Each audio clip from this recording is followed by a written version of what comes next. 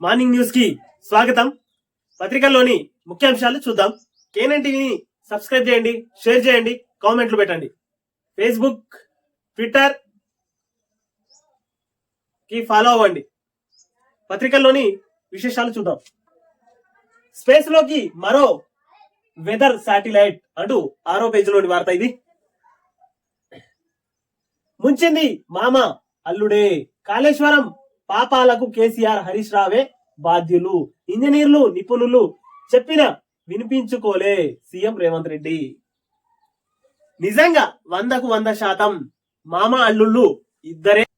Kaleshwaram project పేరుని అప్పటి Narasimhan governor Kaleshwar అని బిరుదు కూడా ఇచ్చిండప్పుడు.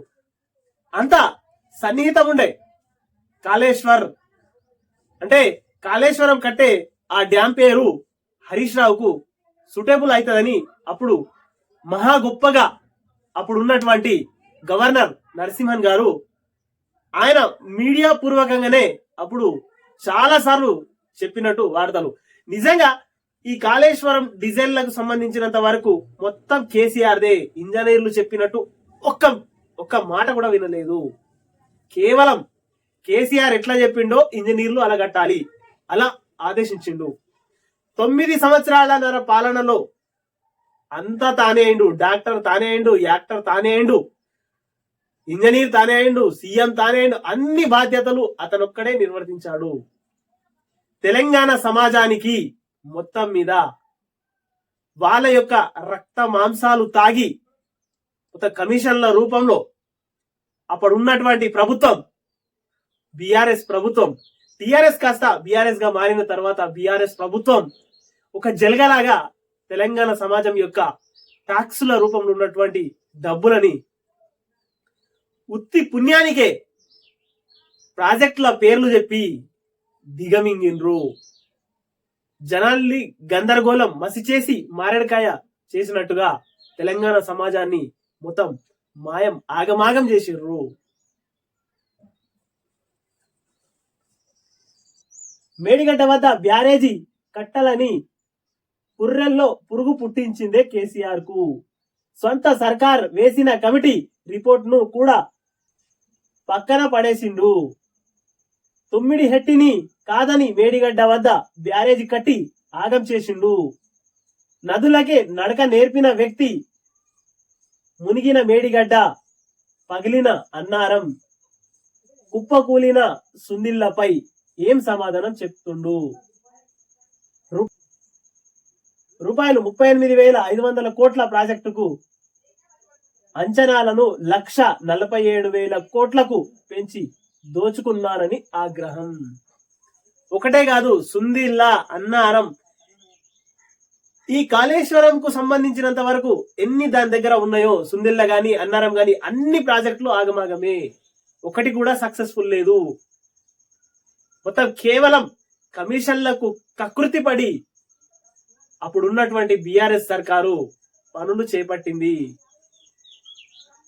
అంచెలంచెలుగా పెంచుతూ బడ్జెట్ ని మొత్తం కమిషన్ల రూపంలో దిగమింగిర్రు.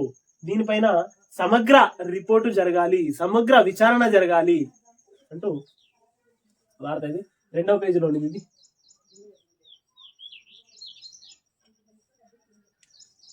రిపోర్టును తొక్కిపెట్టిండ్రు. నాడు 5 ఇంజనీర్లు కష్టపడి 14 పేజీల రిపోర్టు ఇస్తే దాన్ని కేసీఆర్, హరీష్ రావు తొక్కిపెట్టి మసిపూసి మారేడుకాయ చేసినారని సీఎం రేవంత్ రెడ్డి ఫైర్ అయ్యారు. రూపాయలు 38,500 కోట్ల నుంచి 1.47 లక్ష కోట్లకు ప్రాజెక్టుకు అంచనాలను పెంచారు. 2015లోనే మేడిగడ్డ మేడిపండైనా అంటూ కేసీఆర్ మిత్రుడి పత్రికల్లోనే కథనం వచ్చింది. ఇవన్నీ అప్పుడు మునిగిపోయిన మేడిగడ్డ, పగిలిపోయిన అన్నారం రాసింది కాదు. గతంలో ఇంజనీర్ రిపోర్ట్లు ఆధారంగా మీడియా మిత్రులు వాస్తవాలు చెప్పారు. ఇవన్నీ పెడచెవిన పెట్టి దాచుకోవాలనే ఆలోచనతో కేసీఆర్ పనిచేసిండు అని అన్నారు. నిజంగా కేవలం ఈ ప్రాజెక్టులు మాత్రం దాచుకోవడానికి చేసినవి తప్ప దీనివల్ల తెలంగాణ సమాజానికి, తెలంగాణ రైతాంగానికి నీళ్ళు వస్తాయి, పంటలు పండుతాయి అనే ఆ కోణంలోనే చూడలేదు బీఆర్ఎస్ ప్రభుత్వం. కేవలం కమిషన్లకు కకృతి పడి మాత్రమే పనిచేసింది అని వార్త ఇది. కాళేశ్వరం యూజ్లెస్, 3 బ్యారేజీల్లో నీళ్లు నింపలేం, గేట్లన్నీ ఖుల్లా పెట్టాల్సిందే. కాంగ్ ఎన్డీఎస్ఏ రిపోర్ట్ ఆధారంగా బాధ్యులపై చర్యలు. గత సర్కార్ అవినీతి అక్రమాల వల్ల రాష్ట్రంపై ₹1,00,000 కోట్లు అప్పు, వైట్ పేపర్ ను తేల్చి చెప్పిన రాష్ట్ర ప్రభుత్వం. అసెంబ్లీలో ప్రవేశపెట్టిన మంత్రి ఉత్తమ్ కుమార్. మనం అనుకోలేదా గతంలో మొత్తం మీద ఏవైతే నీటిపారుదలకు సంబంధించినటువంటి బీఆర్ఎస్ పార్టీ కాళేశ్వరం ప్రపంచంలోనే దీనంత గొప్ప ప్రాజెక్టు లేదు, ఇది ప్రపంచంలోనే పెద్ద ప్రాజెక్ట్ అని చెప్పారు. అంత గోల్మాల్ ప్రాజెక్ట్ ఇది, తేట తెల్లమైంది. చిట్ట చివరికి ఈ దారి ఏడికెళ్తుందంటే కాళేశ్వర్ అనే పేరు వచ్చిన హరీష్ రావు దగ్గరికి, ఆ తర్వాత కేసీఆర్ కి. వీళ్ళిద్దరు మాత్రం ఇళ్ళ పాత్రదారులు, సూత్రధారులు. అతి త్వరలో వీళ్ళపై, ఈ ప్రాజెక్టులపై సమగ్ర రిపోర్ట్ అయిన తర్వాత ఎలాంటి చర్యలు తీసుకోవాలన్నా మొట్టమొదటగా హరీష్ రావు గారి పైన, కేసీఆర్ పైన, తన యొక్క ఫ్యామిలీ పైన ఉంటదని కరాఖండిగా చెప్తున్న మాటలు ఇవి. ఏకంగా 1,00,000 కోట్లకు పెంచారు దాన్ని, అంచనా వ్యయం 1,00,000 కోట్లకు పెంచేసి తెలంగాణ సమాజం యొక్క పన్నుల రూపంలో కట్టే డబ్బులని మొత్తం సముద్రం పాలు చేసేసారు. సముద్రం పాలు కాదు, అసలు యాక్చువల్లీ కమిషన్ల రూపంలో కాంట్రాక్టర్లకి అప్పుడు ఉన్నటువంటి సీఎం హరీష్ రావు వీళ్ళ జేబుల్లోకి వెళ్ళినాయి అంటూ వార్త ఇది. మేడిగడ్డ, అన్నారం, సుందిల్లా బ్యారేజ్లకు భారీ డ్యామేజీ. అన్నారం బ్యారేజ్కి మళ్ళా ఇంకొక బొంగ పడింది. ఆ కఠినయే నాసిరకం ప్రాజెక్టులు బుంగల వాడక ఏం చేస్తాయి సార్, గేట్లు ఇరగక ఏం చేస్తాయి. ఒక్క వాన గట్టిగా వస్తే పోయిన వర్షకాలంలో బాహుబలి మోటార్లు మొత్తం స్మాష్ అయిపోయినాయి. ఆ 21 మోటార్లకెళ్ళి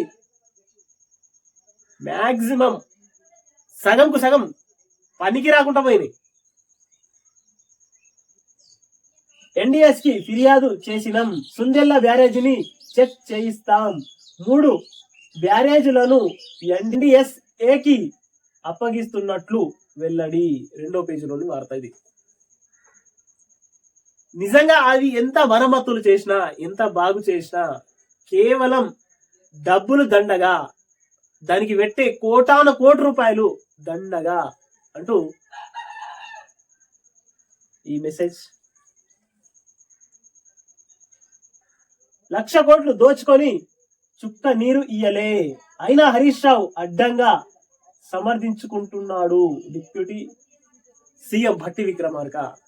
నిజంగా సిగ్గు, శరం అనేది వీళ్ళకు ఉండాలి. ఎంత పచ్చిగా వాదిస్తున్నారంటే, ట్రిపుల్ షూటర్ అనే పేరు పెట్టుకున్నాడు. వాస్తవానికి నేను పెట్టింది కరెక్టే వాళ్ళు, కానీ మరీ ఇన్ని అబద్ధాలు ఉండదు. మామ దగ్గర ఎన్నైతే అబద్ధాలు ఉన్నాయో మామ కంటే 10 రెట్లు అబద్ధాలను అసెంబ్లీ సాక్షిగా హరీష్ రావు గారు మాట్లాడుతున్నారు. తెలంగాణ సమాజం గమనిస్తుంది మిమ్మల్ని అని తెలంగాణ ప్రజలు అనుకుంటున్నారు. పచ్చి అబద్ధాలు మాట్లాడుతున్నారు అసెంబ్లీ సాక్షిగా. కేవలం ఆ సమస్యని ఇరుకున పెట్టడానికి మాత్రమే హరీష్ రావు గారు ప్రయత్నిస్తున్నారు. కానీ వాస్తవానికి అక్కడ వాళ్ళు అడిగే ప్రశ్నలకి, వాళ్ళు అడిగే సమాధానాలకు మీ దగ్గర జవాబు లేదు. కేవలం అక్కడ ఉన్నటువంటి ఆ లెటర్ ని చదివి, అందులో ఉన్న 1 పాయింట్లను 2 పాయింట్లను చదివి సభని మొత్తం తప్పుదోవ పట్టిస్తున్నారు అని తెలంగాణ సమాజం అనుకుంటుంది. మీరింత చేసినా మీకు ఇంకా అధికార దాహం తగ్గలేదు. ఇంకా నేనే 5 సీఎం అవుతానంటూ సమాధానాలు హరీష్ రావు గారు చెప్తున్నారు. ఇది తన విఘ్నతకి వదిలేసేయాలి. తెలంగాణ సమాజం మొత్తం చూస్తున్నది వీళ్ళకి అధికార దాహం ఎంతుందో అని.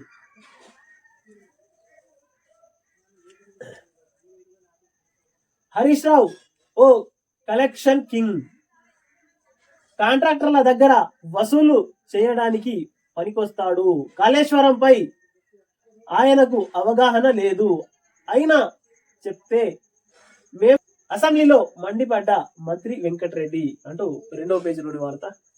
నిజంగా వాస్తవానికి హరీష్ రావు అనేటోడు కమిషన్లకు కకృతి పడ్డాడు. అతనికి కొన్ని ఏజెన్సీలు అప్పనంగా తనకు కొన్ని సహకారాలు చేసినట్టు కూడా మన దగ్గర విశ్వసనీయ సమాచారాలు ఉన్నాయి. అవసరాన్ని బట్టి దాని గురించి మాట్లాడదాం. కాళేశ్వరంపై మేము జ్యుడిషియల్ ఎంక్వైరీనే కోరుతాం. మేనిఫెస్టోలో అదే పెట్టినాం మంత్రి శ్రీధర్ బాబు. సిబిఐ ఈడీకి ఇస్తే బీఆర్ఎస్ బీజేపీ ఒకటవుతారు, అనుమానం ఉంది. కాంగ్ వెల్లడించిన అంశాలపైన విచారణ ఉంటుందని వ్యాఖ్య. 5వ పేజీలోని వార్త ఇది. కాళేశ్వరం మేం జ్యుడిషియల్ ఎంక్వైరీ వేస్తాం. సిబిఐ ఈడీకి ఇస్తే బీఆర్ఎస్ బీజేపీ రెండు ఒకటైతాయి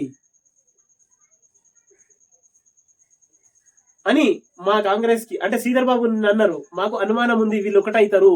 అలా కాకుండా వీళ్ళకి కాంగ్ వెల్లడించినటువంటి అంశాలపైన విచారణ ఉంటుందని అటు వార్త 5వ పేజీలో ఉంది. గట్టిగా మాట్లాడినంత మాత్రాన అబద్ధాలు నిజమైతాయా? హరీష్ రావును నిలదీసిన మంత్రి జూపల్లి. 300 టెండర్లలో కాంట్రాక్టర్లంతా 1% లోపు కోట్ చేయడం విచిత్రం. ఇందులోని లోగుట్టు కేసీఆర్ హరీష్ రావులకు తెలియదని ప్రశ్న అంటూ 4వ పేజీలోని వార్త. గట్టిగా మాట్లాడినంత హరీష్ రావు అబద్ధాలు అయిపోవు. నువ్వు మాట్లాడుతున్నావు, ప్రతిదానికి గట్టిగా వాదించి మాట్లాడుతున్నావు, అవి అబద్ధాలని మేం రుజువు చేస్తాం అంటూ హరీష్ రావును నిలదీసిన జూపల్లి కృష్ణారావు మంత్రి. కాళేశ్వరం డిజైనర్ అసెంబ్లీకి ఎందుకు వస్తలేడు? కాళేశ్వరం డిజైనర్ అసెంబ్లీకి ఎందుకు వస్తలేడు అంటే గతంలో ఎప్పుడు వచ్చిండు? కేంద్ర మంత్రిగా ఉన్నప్పుడు కూడా డుమ్మలే ఉంటుండే. సారి సీఎం గా ఉన్నప్పుడు ఎప్పుడు కరెక్ట్ గా ప్రజల్లో ఉన్నాడు? ఉంటే ఎర్రవల్లి ఫామ్ హౌస్ లో, లేదంటే ప్రగతి భవన్ లో. ఇవి రెండు తప్ప ప్రజల్లో యాడున్నాడు? ప్రజల దగ్గరికి ఎప్పుడు వచ్చిండని? 15 రోజులు ఈడుంటే 15 రోజులు ఆడుంటుండే కాక సంగతి సమాజానికి తెలియదా? కేసీఆర్ పై మంత్రి పొంగులేటి శ్రీనివాస్ రెడ్డి ఫైర్. అధికారంలో ఉన్నప్పుడు దేవాలయం, ఇప్పుడు బొందలగడ్డ ఎట్లయింది? ప్రాజెక్టు ఎందుకు కుంగిపోయిందో సభకు వచ్చి కేసీఆర్ వివరించాలని డిమాండ్. ఆయన రాడు, వస్తాడన్నట్టు వీళ్ళకు వార్తలు ఇస్తాడు, అంతిస్తాడు, కానీ చివరి నిమిషంలో ఆయన రాడు. ఆయన రాని కదా, నేను వస్తే నన్ను ఏడ ఇరుకులో పెడతారు. వాళ్ళు అడిగే సమాధానానికి నా దగ్గర ఆన్సర్ ఉంటుందో ఉండదో, నేను ప్రిపేర్ అయ్యి వస్తానో కానో అన్నట్టు సమాధానాలు ఉంటాయి, కానీ ఆయన రాడు. ఆయన వస్తే ఏమవుతుందో తెలంగాణ సమాజానికి తెలుసు, కాబట్టి ఆయన రాడు. భూగర్భ జలాలు మా వల్లనే పెరిగినాయి. హరీష్ రావు గారు అంటారు భూగర్భ జలాలు వీళ్ళ వల్లనే పెరిగినాయట. కాళేశ్వరం గేట్లతో నీలాపినప్పుడు ఆగినాయి. బుంగలు వాడంగానే కిందికి వంగనే ఉన్న గేట్లన్నీ లేపేసారు, మొత్తం సముద్రం పాలైపోయినాయి. మళ్ళీ మా వల్లనే భూగర్భ జలాలు ఆగినాయి. చెప్పిన అబద్ధాలు చెప్పి చెప్పి చెప్పి చెప్పి చెప్పి వీళ్ళకైనా సిగ్గురాలు అని తెలంగాణ సమాజం అనుకుంటున్నది. కాల్వలను ఆధునీకరించినం, చివరి ఆయకట్టు వరకు నీళ్ళిచ్చినాం. హరి యాడ నీళ్ళు ఇచ్చిర్రు? కాళేశ్వరంలో నీళ్ళు ఇడిస్తే ఎర్రవల్లి ఫామ్ హౌస్ లోకి వచ్చినాయా? ఎర్రవల్లి ఫామ్ హౌస్ కి వచ్చినాయి నీళ్లు. 10 ఏళ్లలో 17.24 లక్ష ఎకరాల కొత్త ఆయకట్టు క్రియేట్ చేసినాం. చాలా రోజులు మాట్లాడిన తర్వాతే ప్రాణహిత ఇంజనీరింగ్ కు వెళ్ళినాం. నిజానికి ప్రాజెక్టులను మార్చాలని అనుకోలేదు.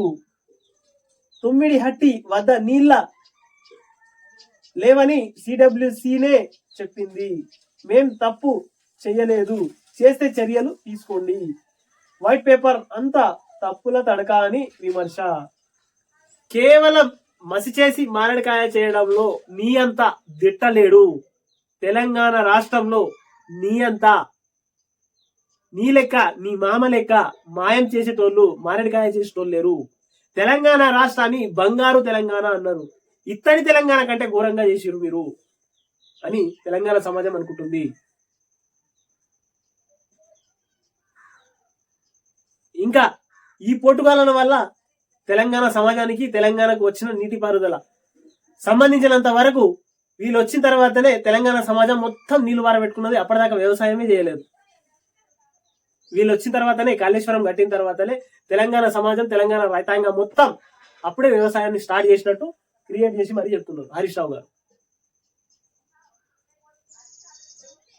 నిజానికి ప్రాజెక్టు మార్చాలని అనుకోలే. వీళ్ళ మాటలు ఎట్లుంటాయంటే నిజంగా వీళ్ళు అనుకోలేదంట. ఇక్కడ తుమ్మిడిహట్టి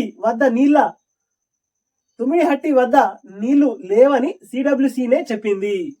ఇట్లా తీసి ఇట్లా పడేస్తున్నారు వాళ్ళ మీద. మళ్ళీ మేం తప్పు చేయలేదు, చేస్తే చర్యలు తీసుకోండి. దానిపైనే సమగ్ర ఎంక్వైరీ జరుగుతుంది సార్. ఓపిక పట్టండి. ఓపిక పడితే అన్ని నిజాలు బయటకు వస్తాయి. ఎవరేం చేసిర్రో, ఎవరు ఏ ముసుగులో ఉండి ఏం పనులు చేసిర్రో అంతా బయటకు వస్తుంది అని తెలంగాణ సమాజం అనుకుంటుంది. ఇది 4వ పేజీలోని వార్త. మేడిగడ్డ లెక్కనే అన్నారం బ్యారేజీ పిల్లర్ కింద నుంచి లీక్ అవుతున్న నీళ్లు. పిల్లర్ కింది నుంచి, ఇక్కడ చూడండి ఫోటోలో, పిల్లర్ కింది నుంచి నీళ్లు లీక్ అవుతున్నాయి. పిల్లర్ల కింది నుంచి భారీగా వాటర్ లీకేజ్. ఎంత చక్కటి కట్టిరంటే ప్రపంచంలోనే మీ అంత బాహుబలిలు లేరు, మీ అంత తీస్మార్గాన్లు లేరు అన్నట్టుగా 9 సంవత్సరాలరా క్రియేట్ చేసిరు. తెలంగాణ సమాజానికి మసి చేసి మారడుకున్నారు. కానీ ఇక్కడ ఎవరు మీరు చెప్పినట్టుగా వినేట్టుగా తెలంగాణ సమాజం లేదు సార్. తెలంగాణ సమాజం ఇప్పుడు చాలా చైతన్యవంతమైంది.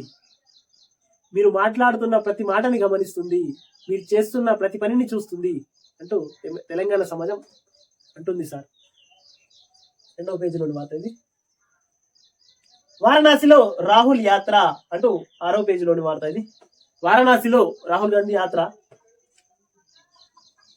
దేశం విదేశం తమిళనాడులో పీచు మిఠాయిపై వ్యాన్ అంటూ 6వ పేజీలోని వార్త. క్రెడిట్ కార్డు బిల్లులు కట్టలేక దంపతుల ఆత్మహత్య అంటూ 5వ పేజీలోని వార్త. పాపం అంతగానం ఎందుకు యూజ్ చేసుకున్నారు సార్? అంతగానం యూజ్ చేసుకొని ఆపత్తితోని ఆ క్రెడిట్ కార్డు కోసం సావడం ఎందుకు? 5వ పేజీలోని వార్త. దేశం విదేశం పటాకుల ఫ్యాక్టరీలో పేలుడు 10 మంది మృతి అంటూ 6వ పేజీలోని వార్త ఇది. జైస్వాల్ సెంచరీ అంటూ 10వ పేజీలోని వార్త. ఇక్కడ తీర్మానం చూద్దాం ఒకసారి. శివబాలకృష్ణ అక్రమ ఆస్తులు, చాలా తలకాయలు తేలేటట్టు ఉన్నాయి సార్ అంటూ ఇక్కడ చూడండి. ఇక్కడ కాదు, చాలా గమ్మత్తుగా ఉంటది ఇది. శివబాలకృష్ణ అక్రమ ఆస్తులు చాలా ఉన్నాయంటే ఇక్కడ బొమ్మలేసి చాలా తలకాయలు తేలేటట్టు ఉన్నాయి సార్, దీంట్లో పెద్ద పెద్ద తలకాయలు ఇంకా చాలా ఉన్నాయి సార్ అంటూ కార్టూన్. నిజంగా ఇది చాలా మంచి మెసేజ్ ఉంటుంది కార్టూన్ లో. తెలంగాణ పత్రిక. పీచు మిఠాయితో క్యాన్సర్, రోడామైన్ బి రసాయనమే కారణం, అమ్మకాలపై తమిళనాడు నిషేధం, పుదుచ్చేరిలోను బ్యాన్ అంటూ 8వ పేజీలో వార్త. ఈ పీచు మిఠాయి అంటే మన తెలంగాణ భాషలో, ఆంధ్రలో దీనికి బొంబాయి మిఠాయి కూడా అంటారు. అయితే ఇది తినడం వల్ల క్యాన్సర్ అనేది వస్తుందంట. కొద్దిగా తల్లిదండ్రులు పిల్లలకు ఇప్పియద్దు అంటూ కేనన్ టీవీ వేడుకుంటుంది. దయచేసి పీచు మిఠాయిలు చిన్నపిల్లలకు ఇప్పియొద్దు, ఎందుకంటే దాని ద్వారా క్యాన్సర్ అనేది వస్తుంది. రీసెంట్ గా తమిళనాడు పుదుచ్చేరిలో కూడా దీనిపైన బ్యాన్ చేసిర్రు. దయచేసి తల్లిదండ్రులకు వేడుకుంటున్నాం, పీచు మిఠాయి పిల్లలకు కొనియొద్దు. నింగిలోకి నాటి బాయ్ అంటూ వార్త ఇది 8వ పేజీది. జిఎస్ఎల్వి F-14 సక్సెస్, భూకక్షలోకి ఇన్ షార్ట్ 3DS వాతావరణ అంచనా వ్యవస్థ మెరుగునకు ఉపగ్రహం దోహదం అంటూ వార్త ఇది. కాంగ్రెస్ కు వైట్ వాష్, శ్వేతపత్రంపై తూర్పార పట్టిన హరీష్ రావు, నిండు సభలో నీళ్లు మింగిన మంత్రులు అంటూ వార్త ఇది. నిజానికి నిన్న అసెంబ్లీలో హరీష్ రావు గారు కాంగ్రెస్ పార్టీని ఇరుకున పెడదామని చూసిండు, కానీ తనే ఇరుకున పడ్డట్టు అక్కడ విజువల్స్ మనకు కనబడ్డాయి. ఎందుకంటే గడికొకసారి ఇది తీసి అది పెట్టి అది తీసి అక్కడ అలా చిన్న పాయింట్లు ఉన్నటువంటి ఆ పాయింట్లని తీసుకుంటూ ఇరుకున పెడదామని ప్రయత్నించాడు. కానీ ప్రభుత్వం అడిగిన సమాధానాలకి ఈయన చెప్పే క్వశ్చన్లకు ప్రభుత్వం ఆన్సర్ ఇచ్చుకుంటూ, ప్రభుత్వం అడిగిన క్వశ్చన్లకి ఈయన ఆన్సర్లకు తడబడ్డట్టు ఆ తర్వాత ఇరుకున పెడదామని చూసిండు. నీళ్లు మింగింది యాక్చువల్లీ హరీష్ రావు. చెప్పిన అబద్ధానే 100 సార్లు చెప్తున్నాడు. దానికి చెప్పిన అబద్ధానే 100 సార్లు చెప్తున్నాడు. అవును, కాళేశ్వరంలో తప్పు జరిగింది, లేదా ఇంజనీర్ల వల్ల తప్పు జరిగింది, లేదంటే కాంట్రాక్టర్ తప్పు జరిగింది అని అస్సలు ఒప్పుకోవట్లేదు. వీళ్ళ వాదన ఏందో వీళ్ళే చెప్తున్నారు తప్ప కళ్ళ ముందు తెలంగాణ సమాజం కాదు, భారతదేశం మొత్తం చూస్తుంది. బుంగలు పడుతున్నాయి, పిల్లర్లు అడ్డంగా చీల్కపోయినాయి, నిలువుగా చీల్కపోయినాయి, కళ్ళకు కనబడుతున్నా గానీ వీళ్ళు పచ్చి అబద్ధాలను తెలంగాణ సమాజానికి చెప్తున్నారు. చెప్తే తెలంగాణ సమాజం గమనిస్తుంది కదా, గమనిస్తుంది మొత్తం. కాళేశ్వరంలో నీళ్లు నింపే ప్రసక్తే లేదు. ఎన్డీఏ రిపోర్ట్ వచ్చే వరకు ఇదే విధానం. కాళేశ్వరం ప్రాజెక్టు నిర్మాణం తప్పుడు నిర్ణయం. ప్రాణహిత చేయవల్లనే ముందుకెళ్తే బాగుండేది. ఉత్తమ్ కుమార్ రెడ్డి. నిజంగా కాళేశ్వరం ప్రాజెక్ట్ లో ఎంత గందరగోళం అంటే, మీదికెళ్ళి ఇట్లా కాలుతో దంతే కాలువ కిందికి నీళ్ళు మొత్తం మారుతాయి. అలాంటి జాగాలు కట్టకుండా కిందికి వచ్చిన తర్వాత వాటిని స్టోరేజ్ చేసి మళ్ళీ పంపుల ద్వారా రివర్స్ పంపింగ్. ఎంత తెలివి ఉన్నోడైనా సరే పైకి వచ్చే నీళ్ళని ఆనే గల్పం అనుకుంటారు, కానీ పైకి వచ్చిన నీళ్లు కింది మడిలోకి తీసుకొచ్చి కిందికెళ్ళి మళ్ళా బోర్ పెట్టి మీదికేసి ఎవరన్నా వారబెడతారు తెలివిగలను. ఇది బీఆర్ఎస్ ప్రభుత్వం కేసీఆర్ చేసినటువంటి పని. కిందికెళ్ళి నీళ్లు మీదికి తీసుకుపోవాలి. ఎంత తెలివి తక్కువ పనులు అంటే అంత తెలివి తక్కువ పనులు చేసింది అని తెలంగాణ సమాజం అంటున్న మాటలు. ఒకానొక దశలో ఈ కాళేశ్వరం కంటే చేవెళ్ళనే బెటర్ ఉండే అని ఉత్తమ్ కుమార్ రెడ్డి గారు అంటున్నారు. నిజంగా కాళేశ్వరం ప్రాజెక్టు దేనికి పనికిరాదు. గతంలో చాలా సార్లు చెప్పినాం మేము ఈ మాట. మేం కాకుండా ఇంకా పెద్ద పెద్ద వాళ్ళు కూడా, ఇంజనీర్లు చాలా మంది చెప్పారు అది పనికిరాని ప్రాజెక్టు.